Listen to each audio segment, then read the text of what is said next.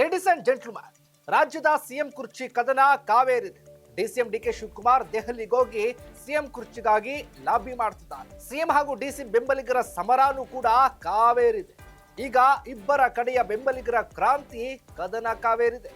ಏನಿದು ಕ್ರಾಂತಿ ಕದನ ಅಂತೀರಾ?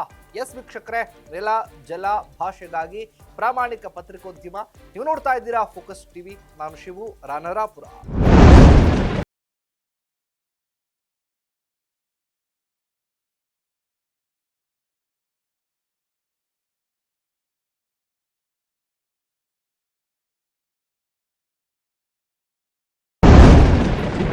ಆಡಳಿತಾರೂಢ ಕಾಂಗ್ರೆಸ್ನಲ್ಲಿ ಸಿಎಂ ಕುರ್ಚಿ ಕಿತ್ತಾಟ ಸದ್ಯಕ್ಕೆ ತಣ್ಣಗಾಗುವಂತೆ ಕಾಣ್ತಾ ಇಲ್ಲ.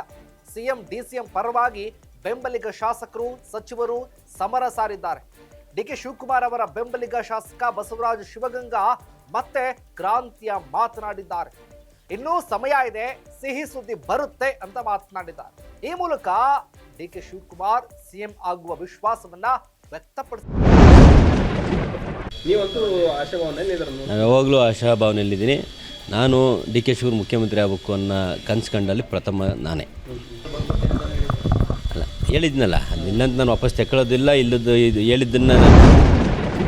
ಇನ್ನೊಂದು ಕಡೆ ಸಿಎಂ ಆಪ್ತರು ಕ್ರಾಂತಿಯ ಮಾತುಗಳನ್ನ ಅಲ್ಲಗಳೆದಿದ್ದಾರೆ. ಕ್ರಾಂತಿಯೂ ಇಲ್ಲ, ಭ್ರಾಂತಿಯೂ ಇಲ್ಲ.